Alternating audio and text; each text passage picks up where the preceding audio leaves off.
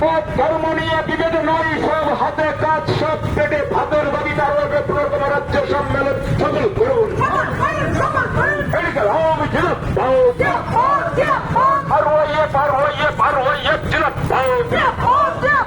বিপ্লব সমাজতন্ত্র শান্তি